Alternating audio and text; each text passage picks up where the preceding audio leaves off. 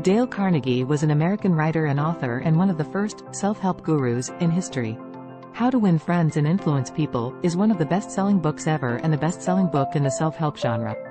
In this concise but thorough summary, we will bring you all of the useful information contained in this timeless classic, which is a must-read by anyone in a business or leadership capacity. Part 1. Fundamental Techniques in Handling People. Principle 1. Don't criticize, condemn or complain. Criticism is terrible when you want to influence people or change their behavior. It's because criticism will put the recipient on the defensive and he can't listen to you or focus on changing when he is busy defending himself.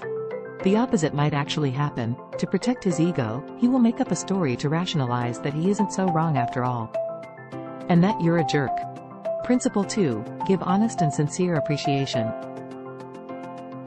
Appreciation takes out the best from people. Dale Carnegie says that appreciation leverages one of the most difficult needs for people to meet. The need to feel important. Check Tony Robbins' 6 human needs. Carnegie says that also flattery, such as fake appreciation, might also work. It worked for Disraeli with Queen Victoria, he says. Green describes it in The Art of Seduction. But that doesn't mean it will work for you as well. Instead, always make your appreciation sincere. If appreciating anything in people is difficult for you, Carnegie recommends you adopt Ralph Emerson's mindset when he says, every man you meet is superior to you in something. And you can learn from him. Principle 3. Arouse in the other person an eager want. To get what you want from people, you must first understand what they want. This is the what's in it for me principle, and it's also a law of power in Robert Greene's The 48 Laws of Power. And then you can present your wants and needs in a way that will satisfy their wants and needs. Part 2. 6 ways to make people like you. Principle 1. Become genuinely interested in other people. Dale Carnegie says that the only way to make solid and lasting relationships is to be genuinely interested in them. As the author is famously quoted with saying, to be interesting, be interested. You can make more friends in 2 months by being interested in them than in 2 years making them interested in you. Principle 2. Smile. Dale Carnegie says that a smile is a way of saying, I like you and you make me happy. So smile at people when you greet them. Carnegie says that our actions influence our feelings as much as our feelings influence our actions. So by smiling, you will also be naturally happier. Tony Robbins says that motion creates emotions. Principle 3. Remember their names. People love the sound of their name more than any other sound in the world. Remember their names, which will make them feel valued. A person's name is to him the sweetest and most important sound in any language. Principle 4. Begin in a friendly way. Anger against anger is the fool's way of discussing and solving issues, implies the author. It will get you nowhere except maybe to trading blows. Begin in a friendly way instead and you will immensely lower his guard, lower the tension and dramatically increase the chances of a resolution. Principle 5. Get him saying, yes, immediately. Never start with disagreement as that's a slippery slope. Start with what you agree on instead. Carnegie says that when someone starts out saying, yes, a few times the natural tendency is to keep going with, yeses. And he will immediately place himself in a more positive and conducive mental disposition. Principle 6. Let him do a great deal of the talking. Carnegie recommends you never brag and never monopolize the conversation. Do the opposite. Let the others do most of the talking. Principle 7. Let him feel that the idea is his. People embrace ideas quickly and work harder on them when they feel it's their own brainchild. So don't push your ideas on others and fight to convince them. If you want cooperation, let people feel it was their own idea. That's also a good way to stimulate what Daniel Pink in his wonderful book Drive calls intrinsic motivation. Carnegie provides a very good example here.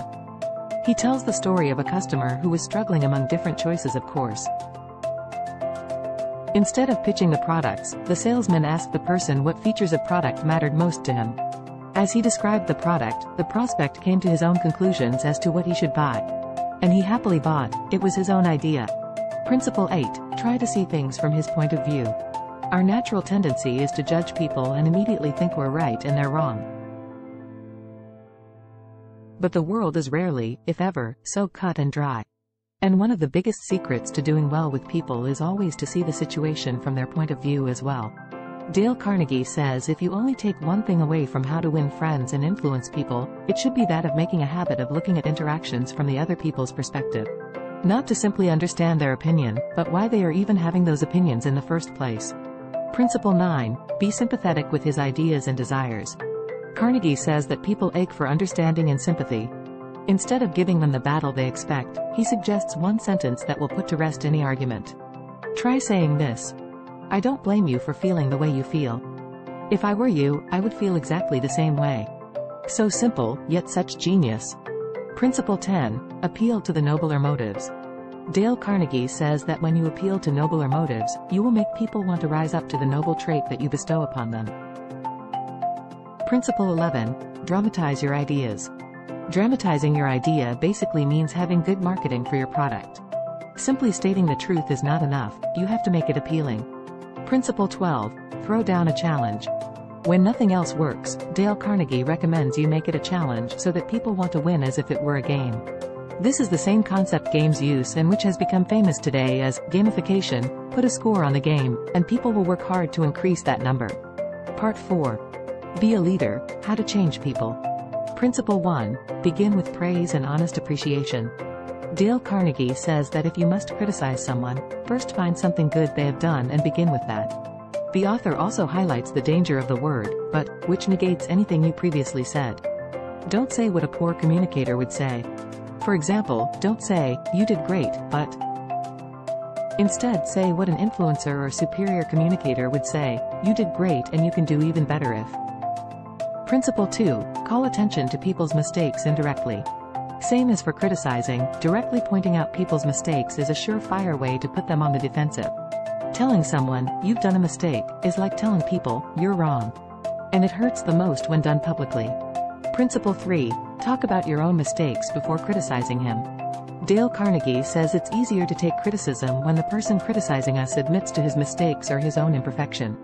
When we can share the blame, blame hurts less. And when we make ourselves imperfect, we are more likely to be accepted. Principle 4. Ask questions instead of giving direct orders. Dale Carnegie says that nobody likes to take orders. It makes us feel subordinate and less important. So give suggestions instead of orders. Principle 5. Let the other person save face. People will resent if we hurt their ego or insult their skills, especially if publicly. Always think of a way to save people's face instead. For example, General Electric had a brilliant engineer who was doing very poorly as a department head. Demoting was likely going to be very costly to his ego. So the company instead gave him a big title and moved him somewhere else in a way that it felt he was being promoted. Principle 6. Praise every improvement. If you want people to keep improving, give them praise for every improvement. They will feel good for doing well and will be motivated to keep going.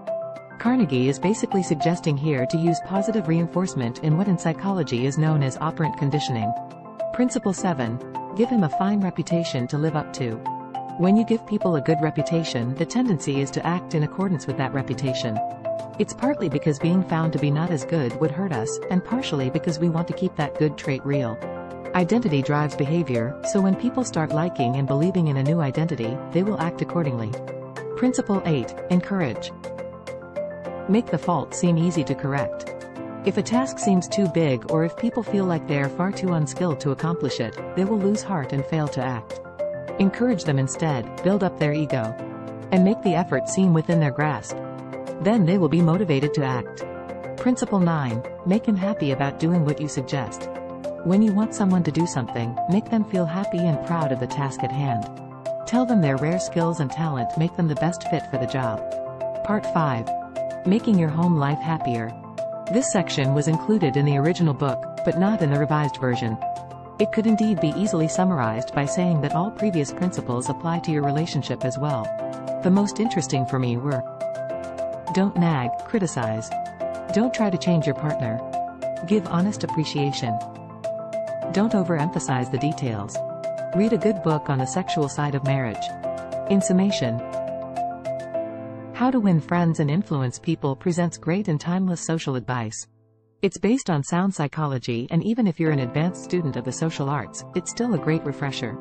Also great is that Carnegie uses many real-life examples to back his principles. Thanks for watching.